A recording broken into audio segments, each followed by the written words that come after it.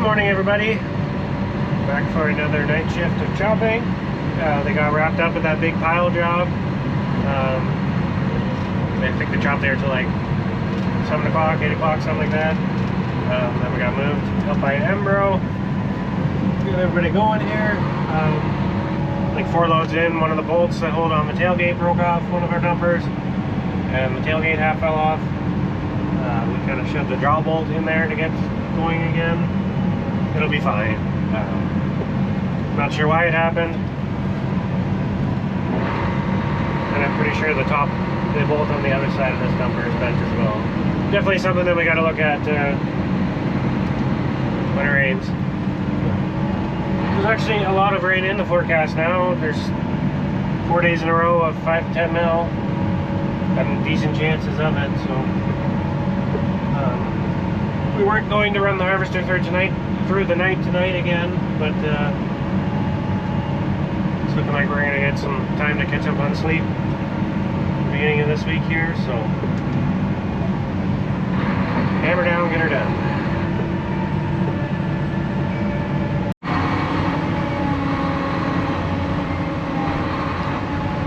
It's a bit of a delicate dance to both playing about my sides, but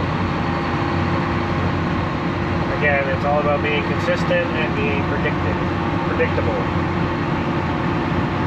If I push every load up the same, he knows what I'm doing, and if he does the same thing while I'm pushing up every load,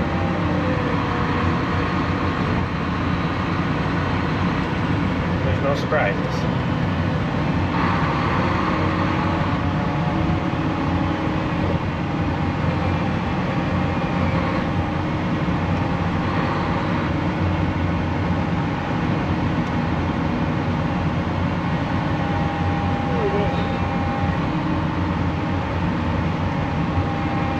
Other than whenever we are switching sides, we're never in front of or behind each other.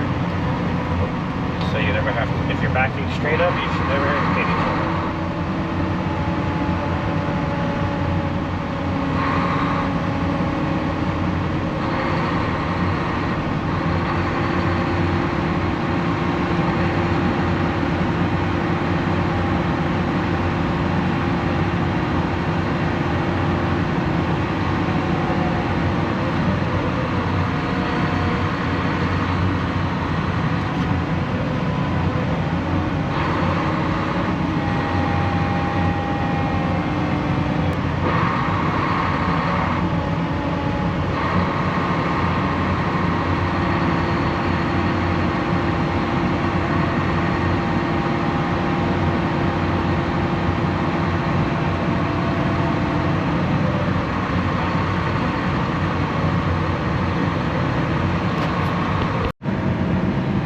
Harvester's doing the last pass up the first field here.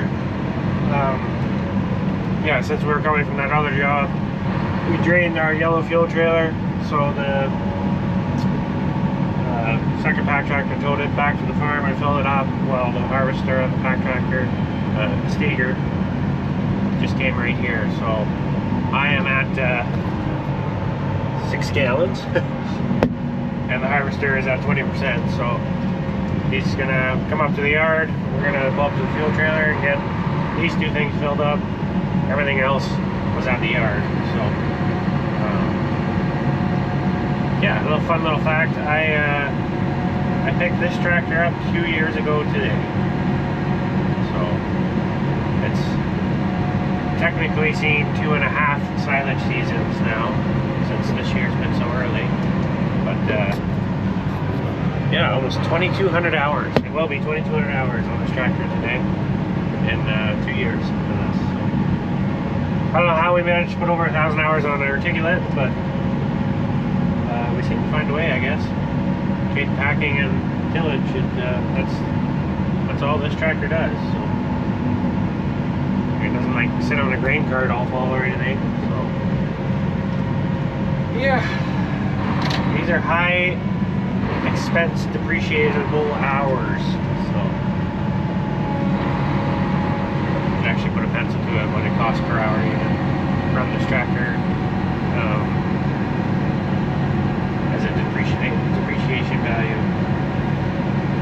Yeah, we'll get do a quick run around on the harvester, make sure everything's looking good, and go from there.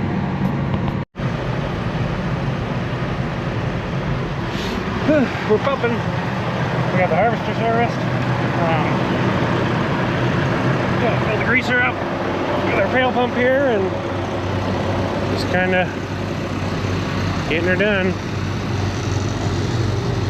It's got the air compressor, so we can use the pail pump, grease it, fill the greaser up. Pumping fuel right now. It's not. I can't get it to pump full speed all the time. I don't know. It's sucking air somewhere. Yeah. Oil and depth, and she becomes a disaster pretty quick, but she's been holding up. She keeps starting on her own. That's normally I have to charge it by this point, so the little Deutsch just keeps going along, smoking away up there. So they're off to open up the next field. Gives me time to fuel up, and we'll carry on. I don't think there's going to be as many acres here as we were told, because the bunk's going to fill up quicker than expected, I think. Yeah.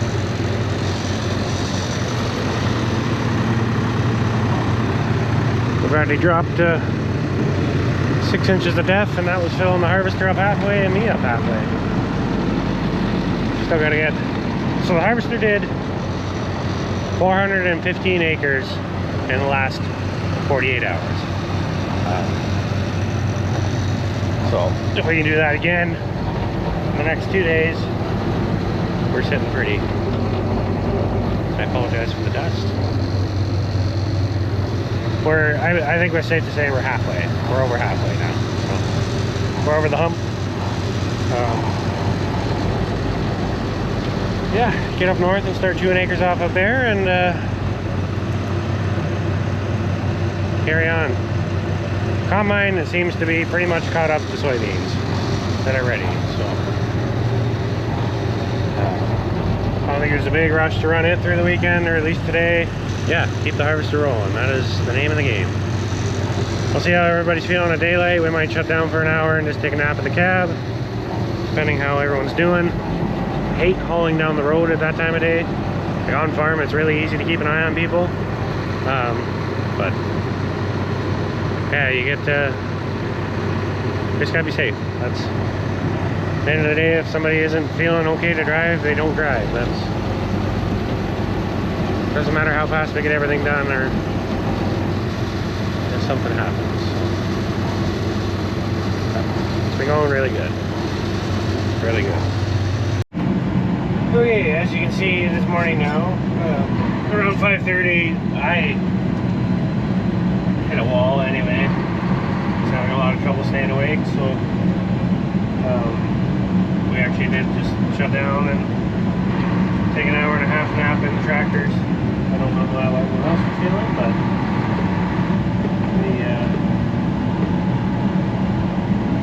I was not going to make it till daylight, and playing around 2 tractors in a bunk like that, we're both drowsing off and not completely awake. Things can happen in a hurry. At the end of the day, everybody needs to get home safely for this to all be worth it. So, Dad's going to get coffee and breakfast. We'll carry on for the day. We're filling, I was under the understanding we were just filling 1 bunk here, and now we're filling the fronts of 2 different ones as well. Probably because the new bunk doesn't hold the acres that they thought it was going to. But before we went to bed, we thought we only had 2 or 3 more hours of work here. But it's fine. We're still way ahead of schedule as of now. So. One thing that I probably haven't mentioned yet is, so yeah, we run 2 pack tractors, but most of the time, the guy in the second pack tractor doesn't ever push anything. He's basically here to go back and forth. He's extra weight. The reason for that is usually just manpower.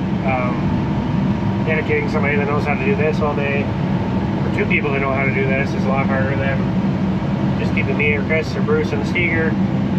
the other tractor goes back and forth. So no matter how many dumpers we're running, like if we're running 2 dumpers, both will dump in this bunk, and then both will dump in the bunk he's in, and the tractor, the Steger and the Magnum switch. So every other load we'd be switching. But if we're on 3 dumpers, we do it every 3 loads, 4 dumpers every 4 loads. So it keeps the bunks even. The Steger's always doing the pushing, because it's more efficient at it. They can do it and take the load up in 3 pushes instead of 5 or 6, and then go back to going back and forth like I am. And yeah, it just it makes if somebody makes a mess, it's one person's fault. Like training people to push silage, it's not a crazy hard job, but if you don't do it right, it matters for the rest of the year. Like I said before, we're here for 8 hours, and the customer has to look at the feed all year long. So if somebody's having a bad day or just doesn't care, it's a big deal when you're doing this job. It is nice when the people that are in it can push if they have to, but usually not a necessity. That tractor is literally just here for extra weight, and in case something happens to this tractor, at least we have something to push feed with. It will never keep up to the harvester taking every load, but it's by until an alternative shows up kind of deal. So. Yeah, and we always switch no matter what. Even if there is somebody that can push, we'll switch every hour or so bunks just to keep the densities even. 37 ton versus 25 ton. And, can't have the Magnum taking the same loads as the Steger all day long. The density won't be as good. Which brings me to what made me think of this CVT transmission. I can go 11 miles an hour in reverse, which makes the switch much quicker, and yeah, I'm not stuck at 3 miles an hour or whatever some of the power shift transmissions do. So it literally takes less time than the dumping to switch bunks, and we're going again. So that's the way we do it, right or wrong. We've probably done it for 8 or 9 years at least this way. Never had complaints. The densities are always even. That's kind of the main thing. Like even when we had 2 Magnums with loaders, so identical tractors basically, the densities would never be the same. Just come down to operator. So we take that variability out of it, doing it this way. Yeah, we're getting there though. She's filling up quick. 2 half bunks over there, and we're on to the next one. So, there is actually a quite aggressive, you guys are all crooked now. There is quite a aggressive chance of rain tonight. Like 80% of 5 to 10 now. Is it enough to shut us down? I don't know. They were calling for rain all week. Now it's just this one night at the end of the morning. So. Another fun fact, we've been running the Pumas on the Puma 240s on those weight running numbers, and they seem to be handling them fine. There's some aprons that are a lot shorter, and the guys have to be kind of sideways to dump instead of straight, and if the tractor isn't straight with the dumper, the tractor gets pushed. If they put the tractor in four-wheel drive, it's not near as bad, but if they forget to do that, they do get pushed sideways pretty good. But other than that, they seem to be handling them just fine, and we have found that, so we got the 2 Pumas running and the Magnum on a smaller bean nose, and Magnum is burning a full tank of diesel in the same amount of time that the Pumas are burning a full tank of diesel. Pumas are hauling more feed, and the Puma's fuel tank is smaller. So we are saving money running the Pumas. Is it a lot? I don't know what a Puma fuel tank is, but a Magnum is 150 gallons, and I don't think a Puma's that big. So I think it's more than 100. Like, it's not a crazy amount of saving, I'm sure, but it is something. So, but yeah, if you can save 100 gallons a day over the course of the 3 weeks of corn silage. That adds up. So as long as we're not biting ourselves in the butt, having a bigger maintenance bill on the Pumas, which I'm sure brakes will be worn out sooner. I'm hoping I can learn how to do that myself. Save a little money there. And yeah, if we're not racking up hours on the heavy hitter magnums, that we trade a Puma off sooner and keep a magnum a little longer. But we might save some money there in depreciation and rollover costs. So. But yeah, Chase is back, taking over for Chris. Chris is going to take over for me, and we're back to daytime shift work stuff. Yeah, same old same. Another day in the combine. According to the scale at the elevator, our combine is actually quite low, so it's yielding better than it looks on the screen. Not yielding as good as we were hoping, or what we're used to. Like, coming off a couple years of high 70s, low 80s, and these are high 60s. So it's just a lot of 3-beam pods. There's not many 4-beam pods. Normally we get enough rain in August to help fill out, and we just didn't get that this year. So it is what it is. I think there's 20 acres left here. I should be able to scoot across the road, leaving the head onto our home farm, and chew away at a few of them. It's we were gonna go clean up the field that I pulled out of the other day. With a chance of rain tonight. Play around home here. I can park the combine under cover, button up a few things on it if it does end up raining, and then we can move back that way and grab 3 customers while we're in the area and finish that area off instead of driving back and forth just to keep the combine under cover tonight. And yeah, the harvester, just as Chris was taking over for me, came up to the yard because we had a hot bearing on the processor. It was the furthest. It's the very front left bearing. It's one of the hardest ones to get to clean properly, and it's, I believe, the furthest away from the grease bank. Whether that has anything to do with it or not, but bearing was hot to the point that you could smell burning corn silage, but the paint wasn't scorched, so we pounded it full of grease manually. There's a grease nipple right on the bearing, and I probably laid a quarter to a half a tube into the processor itself, and we took the one side panel off. That all he has to do if there is an issue is unfold the ladder, which we have it unbolted. It's being held in by the panel now, and he's got a bunch of water jugs in the harvester with him if it's an issue. But I'm thinking that just over time that bearing maybe wasn't getting quite enough grease, and it just finally got hot enough. They definitely caught it soon enough that, yeah, I don't want to say there isn't damage to the bearing, but at this point it's running again and not smelling and smoking, and he's got a grease gun with him now, and he's just going to hit it every hour for the rest of the day. We'll kind of go from there. I'm confident that we've got plan B and C in place if something does go wrong. I don't think it's to the point that the roller's going to go through the harvester. Thinking about it, that's kind of worst case scenario. But yeah, it's Sunday, so if we can avoid bugging the dealership, especially if there isn't actually an issue.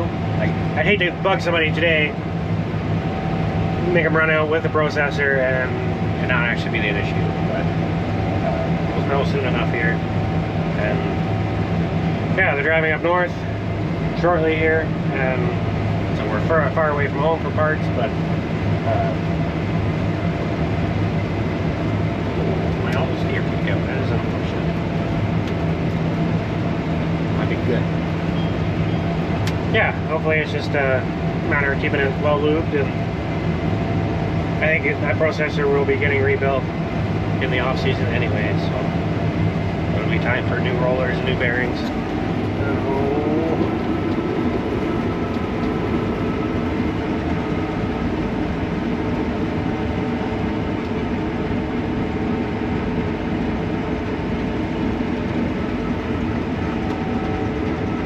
can see a row skipping sometimes, but then I don't see it. But anyways, got a lot of editing to do. Okay, we got the one field wrapped up anyway. Just gotta make it a little hop and a skip, or a skip and a hop. So right there. But I gotta get over my mail, or the farm's mailbox. So yeah, the flagship combines, if you put the bin down and the auger boot down and you get it into road mode, you gain, I'd say, almost 2 feet of height. It's kind of inconvenient if you don't empty your combine tank, but it should be just enough to curl over the mailbox. As long as we don't hit it with the wheel. Very nice. And then we just maneuver around the gas well side. Very nice. And we're pretty much home free now. No big deal. We'll just sneak in here. These are, we're not going to be able to combine the whole field. Yeah, like I said, we're just kind of hanging out close to home and filling out the day, and whether we're more efficient pounding through tough beans or driving the combine 15 minutes away to drive 15 minutes back, I don't know. But we're going to play around here for a bit anyway. So, throw the bin out, and I'm going to go deal with that wrapping. But that was I got the field done deal. But it's just going to keep wrapping, so we'll deal with it. Well, we pulled into a home farm here. I made it halfway up the road. My wife brought up my son, or our son, to come for his first combine ride. I made it halfway up the road, and I don't know if it's a keyway in there or if it's a geared motor. If it's a geared motor, we're in big trouble. She's stripped out though, and yeah. 3 of the 4 bolts came out nicely, but the shield is just like the plastic shroud, so I'm gonna fix that problem. Like, come on, guys.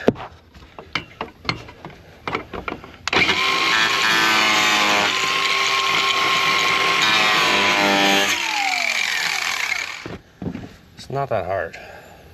Should just make stuff easy to work on.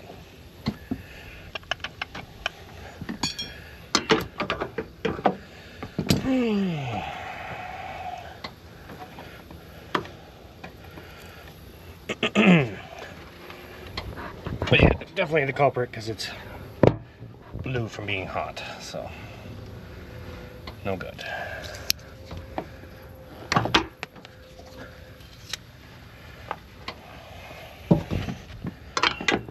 Oh, so close. God, you. Oh, unbelievable.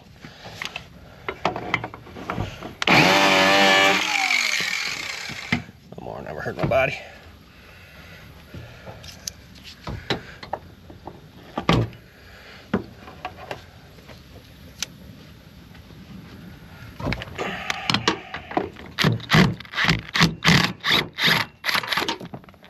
Like, was that so hard to just make it accessible? I'll check back with you once I know. Great news, it is a keyway. Bad news, it's a half moon keyway, which I do not have in the shop, I know. But we can work with that. There's gotta be a way to take this out of the machine, I'm sure. Probably with the head off. Probably with the head off. Well, it's 5:30. I don't even know what time it was when that broke, but it was a half moon keyway. We didn't have a half moon keyway, but we found flat stock that fit in, and no matter which way it sat in there, it was doing something, and then I just cranked the Allen keyway down. So the Allen key's holding it in, and it's driving off the motor shaft with the Allen key, and that's as good as it's going to get. And we're going again. And I guess we will order the half-made kit to have on hand. But another Sunday fix. That's what it is. Now we've lost our sun, and it's looking like rain to the west, which is okay with me. Somebody put elevator parts in our way. Now we get to combine the first corn of the year. This is where the corn planter wasn't cleaned out properly when we switched to beans. Yeah, you can see the wings still had a lot of corn in them. I at least want to get this spot done because it's been driving me crazy all summer looking at this. And we got bin floors up there laying in corn beans. Well, we got another hour's worth of combining, but we definitely have a storm front rolling in. We got another 10 acres done. It was slow chugging, hard chewing. A rain would be the best thing for these beans, and yeah, we could all use some sleep. So I think we're going to dump off this bin and probably drop the head so I can pull the combine in the shop undercover. Yeah, probably go get some sleep in case it doesn't rain, and we can keep the harvester running through the night. But I appreciate everybody watching. Hopefully I can make these all make sense. We're just kind of filming at this point, and I will edit when I have time. So thanks for watching. I wish I could close this door. I think we made the right call to bring her in. I just got the combine blown off. It got wet driving it in the shop, but oh man. And maybe we made the right call to dump these beans through the last 2 days to get them off. Ay, ay, ay.